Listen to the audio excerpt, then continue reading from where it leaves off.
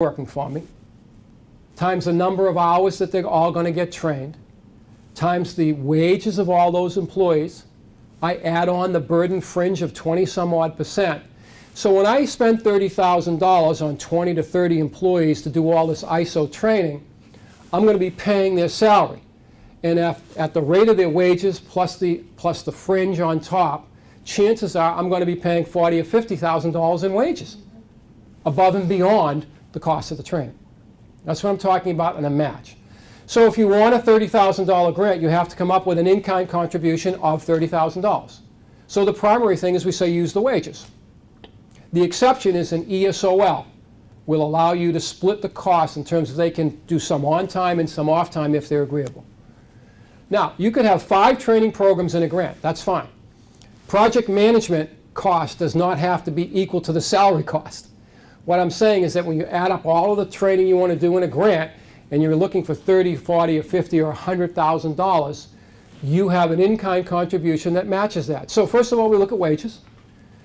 You can put on administration cost as part of the grant, because someone's going to run the grant, set up the training, track the information, talk with the vendor, and pay the bills. Okay? So we allow that. Room and board and travel is part of your match. We had a company called Gulfstream here in Western Mass. We sent 68 employees across the United States to get certification in jet engine repair. $500 for each manual. We paid for all of the training. The company paid the room and board and travel. That was their contribution, because this grant only pays for training and nothing else, and related materials and equipment. So that gas station, we helped him pay the cost of the rental of the equipment, because he wasn't keeping it. He paid overtime to his employees. We paid the cost of the trainer coming in. So on that grant, it was like 20-some-odd or 30,000, between 20 and 30,000, I don't remember. But by the time he got done, his match with cost of administration, the wages he was paying overtime, plus the burden fringe on top of that, he had about $80,000 in in-kind contribution against that. And people say, well, why would I want to do this? Well, because what you get here is a real big slice of the apple that you can't afford to do on your own. We're saying you're going to take that training burden off your shoulders. You'd be doing that and paying them anyway. So what we're saying is, let's take a look at your entire program. Rather than do one thing, why don't you do 3 or 4 things? You got 24 months to do the training. All right? And when it's done, a year later, you can come back for another grant for new training. So this is not a one-shot deal as well. I do the workshop because since it's a training grant, people get concerned about writing a grant. I joke about my 20 dirty words. George Carlin had 7. I've got George Carlin? Yes? Okay, fine. I haven't reached that point where someone's going to look at me, who's George Carlin? And I'll give you a little example. The need statement is so important to this grant. Why do you need the training? It's critical that I get this training to sustain my business. Denied. You just told me without this training, you can't run the business to do what you're going to do to keep it open. It's critical for us to expand into new markets, to penetrate an area of training, sales that we haven't been able to get into. We need the certification training for our employees to get into this market and sell it. I just use critical in 2 different ways. I'll pay for the second one. Why? New training, new skills, new market possibilities. Or with ISO, controlling cost, inventory costs, supply costs, error rate defects, customer service complaints, loss of business. All right? I always tell people to look at, even whether they're doing soft skills or hard skills, there isn't anything I can't measure. I always start with the problem, not with the training. And if you identify the problem, then its effect on the business, you can then measure what the training is going to do when the training is finished, so that change is made to correct, improve, or move your business forward. So that's what kind of the workshop is all about. And you can get as little as $4,000, or you can get as much as $250,000, or anything in between. Can you hire a grant writer? No problem. You hire a grant writer who's also going to do the training? Not a problem. Right? I have no problem. There's no harm or foul or penalty with grant writers. And I know people, even if they come to the workshop, they go, I still think I'm going to bring somebody in. Well, I understand that. Time is money. Not sure about it. You know, I just don't write well, or whatever it is. That is not an issue for us in the grant. What I'm concerned about is, in this grant, mission and priorities, how is this going to change, correct, or improve your business in what way, and what are the new skill sets coming to these employees? You answer those questions correctly, you'll get the grant. It's when people go off tangent and start answering things differently that the money. Now, if you get denied, by the way, we don't say, well, too bad, ha ha, go home. That's not how we operate. You get a detailed response on why you did not get the money, and we tell you to reapply. And the WIB gets involved in that. If you want to send your application to them ahead of time, they'll look at it, and then Jeff's going to call me up and say, hey, Mike, I got some questions. And I'm going to say, don't tell me who it is. Just tell me what your questions are. All right, we can do that. All right, I can't read your application. You're struggling, you want to call me, I'm happy to talk to you about what your struggles are.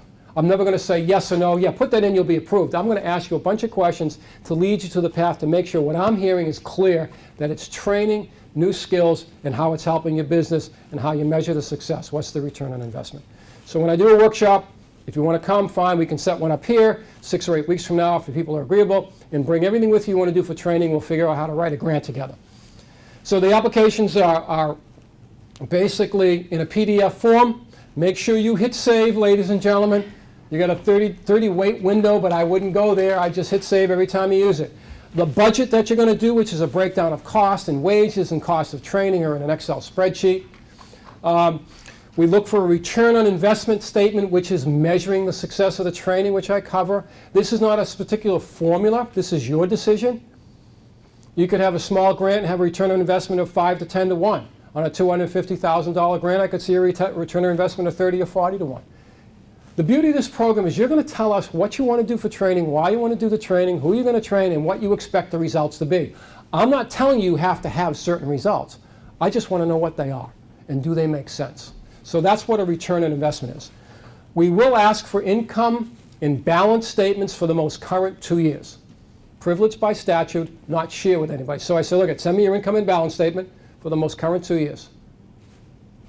Question? Is that just for, like, for larger companies who are owned by corporate side of states, just for that particular brand? Well, it all depends. Or for the entire They could, if they're a standalone subsidiary, have their own finances, send me those. But if they're all lumped in as part of the corporate thing, send me the corporate. Cool. I can do that. But I prefer the company in Massachusetts just to see how it's doing. Yeah. Although sometimes companies are concerned because their finance don't look too good, they want to send me the corporate stuff as well. And don't ever think you're not going to get money if you don't have real good finances. I don't want anybody to ever think that they can't get funded. I had one company that was struggling. It was a new company. And in this particular grant, once you get a grant, we give you 25% right up front to start defraying the cost of training. In this particular shirt company in Fall River, because they were shaky, we gave them a training grant. I sent them a check every month. Did the training, paid for it, sent me a bill, I sent them a check. I did this for almost 2 years, every month without fail. Why? We want them to have the money. They're still in existence. But if I started giving 25% chunks up front, I was real concerned if they were going to run into a payroll problem where that money was going to go. It's only natural. I've been out there collecting bills when I had a little company and trying to get paid, So I don't want anybody to think financials will be an issue. If you've got a concern, you can just pick up the phone and call me. I'm happy to talk to you about that. So these are the things we look for. If you have a union, if you're training union people, we look for a union letter of support on their local stationery. Basically, all I'm asking is that the unions say to us, we know the training is going to be done for our union members in the grant, and we're okay with that. That's pretty much what I'm asking for. That's all it comes down to. And obviously, union support is important, so the union understands what this training is going to do. They want to know what it's going to give for their workers and what happens down the road. We don't get into any type of contractual things or anything like that. But we learned from past history that without that letter, things can kind of hit a wall, so to speak. So they need to be involved. Now, if you're not training union people, then I don't need a union letter. It's just only if you're training union people. And it's on their stationery. So the workshop, basically, is a 3-hour workshop. I try to be very careful in my coffee consumption so I don't burst into flames at the end of 3 hours. But, again, I'm always available for questions, all right, if you can't make it. And again, you go into the website, all these workshops are there. I got only a couple more things that I'm going to talk about here. I'm going to talk about consortium grants and a technical assistance grant. And this technical assistance grant is really kind of interesting. It's been around, but utilization is kind of different. What's a consortium grant? A group of companies have similar training needs. Coming on their own, maybe not be able to get all the training that they want. I'm going to Pittsfield in 2 weeks. I'm going to do this workshop. I had done an information session. There were about 5 or 6 nonprofit companies at the table. Communication skills, selling skills to do fundraising, and communication skills. as well as some other stuff. But as they were talking and I'm discussing training, they're all going, hey, I need that, I need that, I need that. Now, if they come alone, they can probably request maybe one of those trainings because they don't pay a lot of wages to their employees in the nonprofit. They may have struggles to hit that one-to-one match. My suggestion was, look, if you sit down and meet, and you come together as a group, and look at the training you all need that's similar, why can't you get it under one grant? So the community college is working with these companies to assess their training needs so they can apply for a consortium grant. So instead of company A coming and getting maybe a $15,000 grant, if the 4 or 5 of them come together, we're looking at maybe a $50,000 grant, and all the training they want to do gets done under one grant. That's what a consortium grant will do. Right? It's really nice to do if you have the wherewithal. Yes? We should also mention that as a workforce board, and if you're within Central Mass, I'd be happy to talk to you. If you're in another region, you have a local workforce board in your region, we're able to work with you as a consortium and actually take on the administrative work. So leave you to, just worrying about sending your staff to the trainings when they're scheduled and all that. But all the grant reporting, all the paperwork would really fall under the board as the lead for the consortium. And we've had great success. Right. We just finished one up with 5 manufacturers in southern Worcester County who came together and shared a bunch of overlapping training needs, and had great success with it. We're actually looking at another consortium for manufacturers up here in the Worcester area. But certainly if there's other consortiums that would like to chat with us, it does take away some of the paperwork requirements and reporting requirements from any one company in that consortium. And we also can serve as kind of a traffic cop, if you will, for helping coordinate and schedule those trainings with you. So. Oh, thanks. So that's a real important thing to know, because if you have a consortium, you need a lead applicant who's kind of running the show. They do a really good job. I've had some success down the South Shore as well. And so they're very skilled at doing it now, having been through the pipeline and knowing all the ropes. Yes? That just leads me to a question. I think you mentioned earlier that part of what you can put into the grant is the administrative cost. So, Right. Is that like an indirect cost at the bottom of the grant, or is that a The administrative cost, it can be part of your overall match. So let's just say that you've got the grant, you've got to run the grant. So what you're going to do when you're figuring out administration cost ahead of time, you're going to say, I'm going to figure 2 or 3 hours a week on this grant over 18 months. Based on my salary, just to run the grant alone, I'm looking at $7,000 or $8,000. You plug that in under the category we call other. Or you could put it under the salaries and say administration costs for the grant. That becomes part of your match. However, on a consortium grant, we allow a 10% admin fee off the total cost of the grant to go back to the company to help defray. Because in a consortium grant, you're dealing with multiple companies. So if it was $250,000, 10% could actually would come from the grant to defray the cost of paperwork and all that type of stuff, but only in the consortium grant. Good question, thank you. All right. So the last thing I'm going to talk about now is this technical assistance grant. I know I bombarded you with information, but who knew the state had so much money? But you're going to digest this after a while, and again, feel free to call me. The technical assistance grant, when I talk about a consortium grant, Greenfield Community College, in working with these companies I talked about. The issue here is, well, what training do they need, and what are the common factors of these trainings? The Technical Assistance Grant is a vehicle for the community college to be hired by the group to go in and do a needs and skills assessment of the entire workforce and the company in terms of training needs. Now, this is a training needs assessment, not a business plan development, has nothing to do with HR or anything like that. Like, I need to know if I want to join these companies, is it communication, problem solving, and is it sales for getting money into the company, fundraising? Or do we also need computer training as well? Or do we need some lean training? What is it that we need? What are the skills I have in the organization, and where are these people at? Because some companies may have done some of this training and others may have not. So what's the baseline? They can use the $25,000 in hiring Greenfield Community College or another training provider, whoever they want, to do this assessment. When it's done, the assessment's going to show, I'm going to pay for the cost of the assessment and the curriculum development. When it's done, they know how many people are going to be trained. They know exactly what training they need. They were all in agreement, this is where we want to go, here's the curriculum. They're going to apply for a consortium grant. Makes perfect sense. Because if you're dealing with multiple companies, how do you know what training is similar and to what extent has people had it? So you're not repeating stuff, but you're customizing the training for all those companies to take advantage of it. What you now can do is use this as an individual company, which hadn't been done before. So my example is this, real example. A printing company in Western Mass buys 3 printing companies. He needs to get a handle on the skill sets within those organizations. What have they had for training? Where are they at? What's the company done? What training were they thinking of doing down the road? What information can he get through a skills assessment by hiring a vendor or contractor to go in and interview the employees, interview the people that are still there, get a look at the operation itself, and take a look at what they think training needs to be done. He had done some lean and continuous improvement in his own organization. The assumption being that this is what he needed. As a result of this, he finds out he also needs project management because the biggest problem is late deliveries of things coming out of these printing shops. If he hadn't done this, he probably would have gotten good training with the lean and continuous improvement, but what he would have been missing was a problem that he had in the organization of project management on time delivery. Loss of customers, loss of revenue.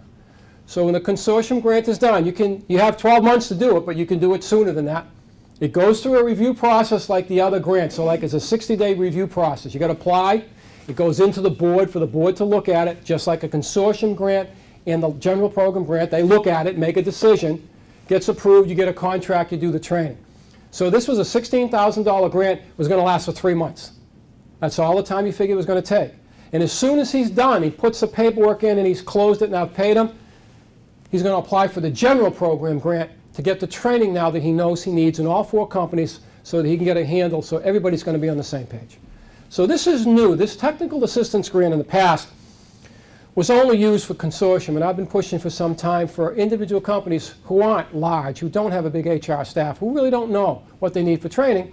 Here's a chance to bring a professional in, get a handle on what your needs are so you can get the grant that's going to do the most good for your company. If you know what you need for training, don't bother with this.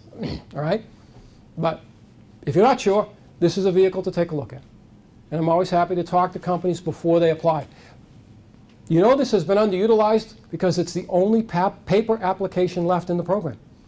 That's going to change down the road, but they've got all these other changes coming. But I'm seeing this more and more utilized now by training providers and or other companies who before would have to do a needs assessment and eat the entire cost. And it was minimal because the company couldn't afford to do a lot of assessment.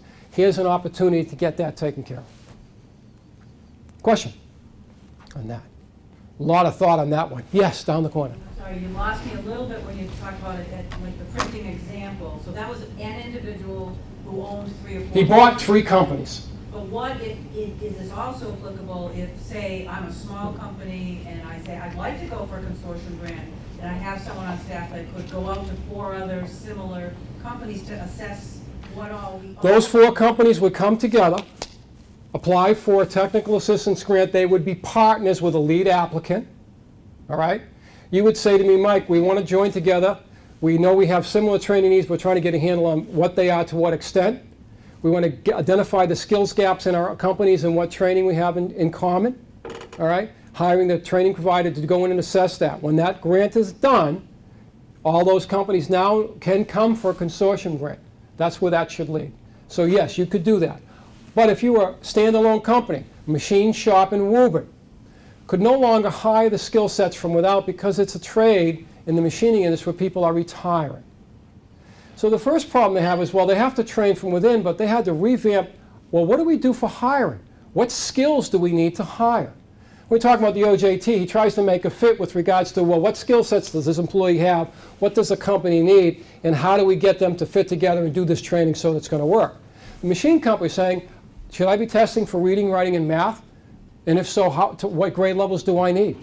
Because I got to train them now from within. I've never done that before. I don't even know where to start. Also, I need now to promote from within because I can't hire people to replace anymore because they're retiring. I'm not even sure what those skill sets are. They got a $25,000 grant to do the skills and needs assessment for the entire company to come up with an idea of what skill sets are required upon the hire so they can train these people, and internally what skill sets they need to improve on in terms of additional training, and then bring a provider in to do it. They're not done with the grant yet, but they got $25,000.